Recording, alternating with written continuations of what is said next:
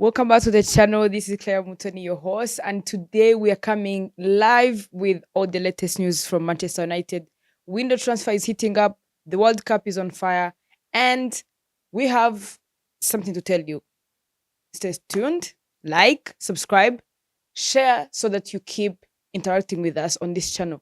One thing I need to get off my chest before I dive into today's show was World Cup performance from Portugal last night.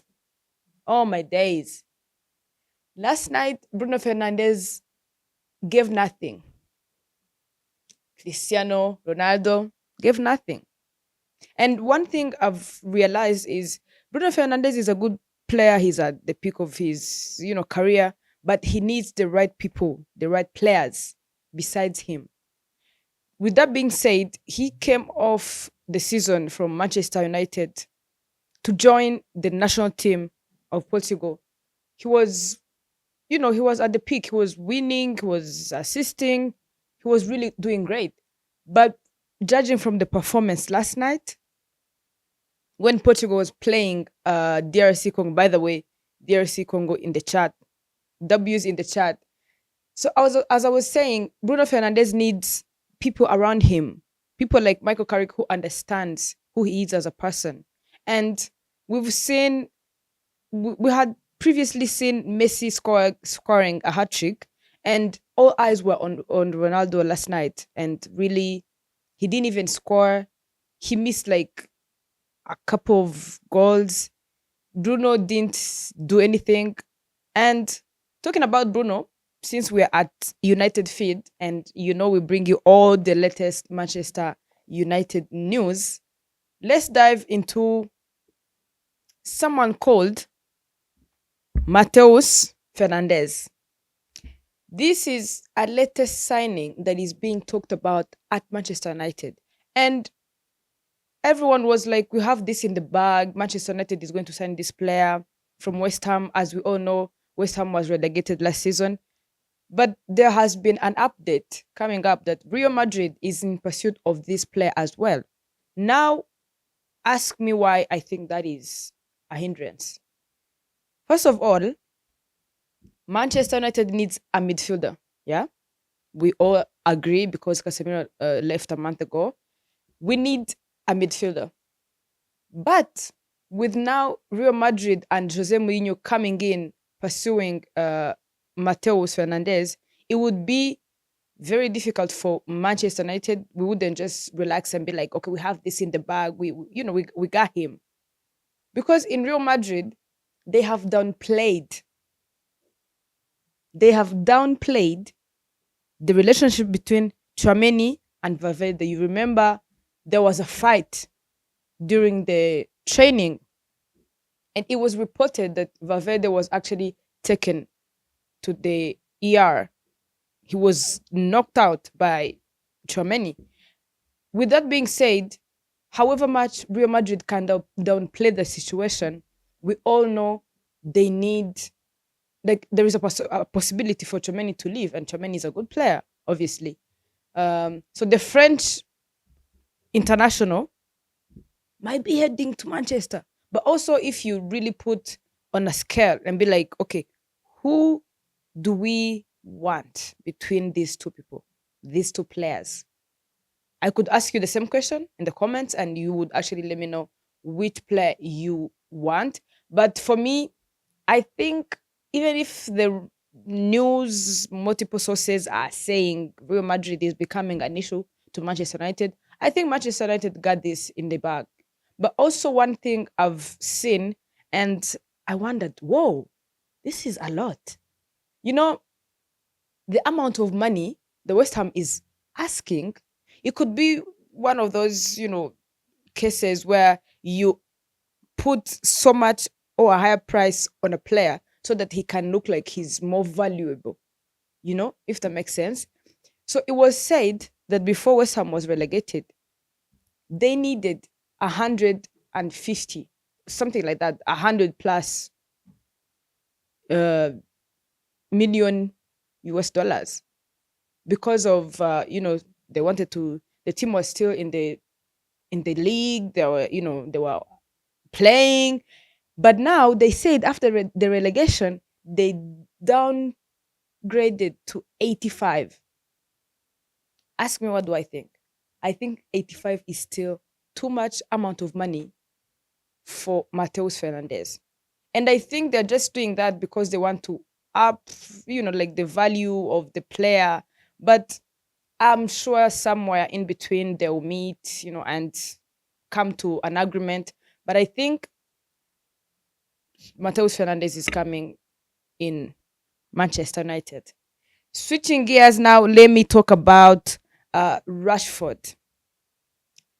Rashford did not start yesterday at the World Cup when England was playing Croatia, and they actually ended up winning 4-2.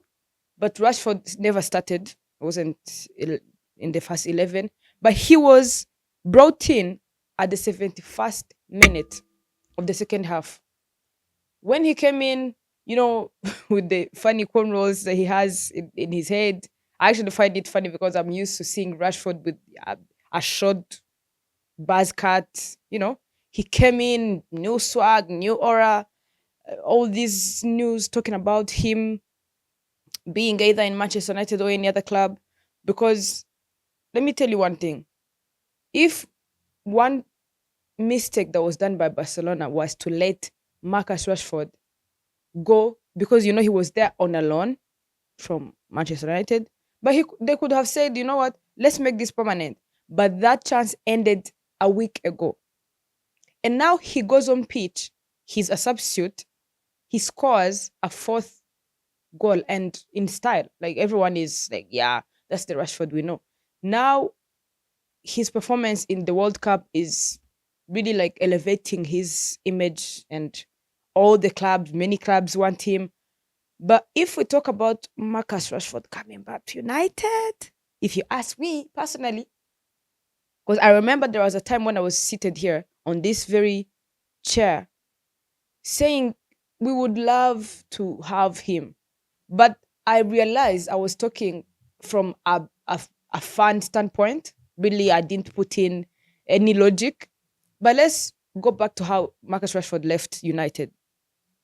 And his demeanor, his behavior, and he has been a boy. Like Manchester United has been his boyhood club ever since he was 7. As I said, he was 7 years old. But the way he left, it's not like something to be proud of. It's not something to be happy about. And also, one thing, I don't think Michael Carrick is really thinking, yo, so, we're so happy to have you back. You've been with us. Like, I don't think Marcus Rashford is on that wavelength right now with the United squad. So we're going to leave it to you. It's a debate that is open, but just know in Barcelona, it was last week when they still had the chance to make it permanent, but now it's no longer on the table. So now Marcus Rashford has all balls in his court. He's the one who is going to decide where he's going. He's the one who is going to, be like, yeah, if this team wants me, which team do I want? Like, it's the ball is in his court. And talking about Rashford, the Fernandez in World Cup, let's talk about players who are not in the World Cup. Those are United players who are not participating in FIFA World Cup 2026. We're talking about the Diogos, we're talking about the Luke Shaws. All these players are set to reunite with Michael Carrick as he starts his new era of being a Manchester United permanent manager. So obviously it has been a long time since the season ended, but now they're looking forward to reuniting so that they can keep in shape. Obviously Michael Carrick has a lot on his table he needs to present to the club, and one thing I really hope and pray is that Michael Carrick doesn't really let the permanency of his job title allow him to change how he used to be with the club before he was the actual manager, because he's done it. We've seen it. And we actually want to see more of that. So they're coming back together. And also, I've seen multiple sources talking about a documentary. It's a 40-minute documentary trailer about Casemiro's life at Manchester United. As we all remember, he joined in May 2022 from Real Madrid, and he joined Manchester United. It was all good and rainbows. Obviously, lows and downs do happen, but as a man of his caliber, it's only right to actually send a farewell. This documentary is going to include his family, his wife, Anna Mariana Casemiro, and his close friends, and also his teammates. In this documentary, there was a trailer that was really put out. Bruno Fernandes as the captain, Cunha, Mateos, and Brian Mbemo. Those are the people that are going to feature the documentary. It's a doc series, and we also learned that Manchester United has they have like something coming up in their books, like if you know what I mean. There is this documentary called All or Nothing. All or Nothing that is going to um air at Amazon Prime. You know, there is I don't know if you people watch NFL. This is the American football, and I really don't understand why they call this football when they use their hands. Like that logic really like is mind blowing. Tell me how it's called how it's called a football game when they use hands. Anyway, I digress. I digress. So if you watch NFL and how their commercials are and how this is the all or nothing documentary from Manchester United coming in, and also it's going to stream across 240 countries and territories. And how this is going to be done, cameras will be following players in the dressing area. They're going to, you know, be in, the medical department where they're eating. And, this is how the documentary is going to cover lives at Manchester United and Carrington and players all around. One last thing before I leave, there is news. We've seen Sky Sports report on this, and they have reported that Manchester United is prioritizing a left wing enforcement. And, you know, this is only when they decide to sell Marcus Rashford because, as you know, he's on loan, but he coming back to United is like how many percent chances. But these news that are talking about Manchester United prioritizing a left wing, for me, I really don't agree with it. I don't think we need a left winger. We just need like a winger who can do both. Like we don't specifically need a left because we have lefties in Manchester United, but we need right now we need a winger who can do both really. And also coming back to what I talked about in the previous minutes about Tchouaméni maybe leaving Real Madrid, it's at let me just say 60%. Okay, 55. 55 because now the Real Madrid dressing room is a disaster, is in shambles.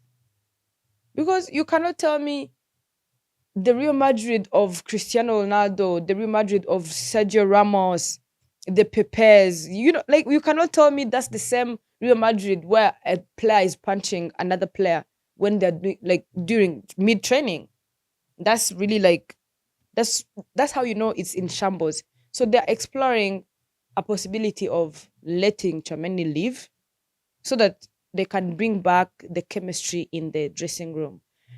And I really wouldn't mind Chameni coming back, coming to United. Really, he's a nice player. He's composed.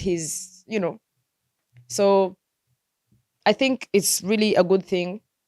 It would be a good thing coming. And also, last night's game between England and Croatia, This was the like I one of the best games I've watched in World Cup, by the way. I'm not even being biased. But someone called Jude Bellingham. Oh my god. Jude Bellingham, England was very composed. They were very aggressive. Really, Croatia didn't have any chance. So in this game, as I told you last time, we were expecting Manchester United players to be, at least substitute, because there is no way I cannot come here and be biased and tell you I was really expecting Kobe Maino to start. No, no, no, no, no, no, no. It wouldn't make sense, really. It wouldn't make sense because we have a roster of players who are actually better than him. But I actually thought maybe he can, substitute. But if you see Starboy Saka outside, you see Rashford outside, and you expect Kobe Meno to come on, no, you come on. You come on. He's not even a consistent starter at Manchester United. So I've seen like biased Manchester United fans in the comments that's in the on Twitter and Instagram posts. They're like, why didn't he start? No, no, no, no. You come on. Let's not be biased. Kobe Meno is not going to bench anyone in this England squad. Anyways, that's all I had for you guys today. And thank you so much for tuning in. I'll see you soon, very, very soon. And I would like to hear from you what you think about Manchester United, what you think about Mateus Fernandes coming on, or a possibility of Rashford coming on, or Tchouaméni. Leave everything in the comments. Don't forget to hit the like, subscribe, share if you care, and I'll see you next time.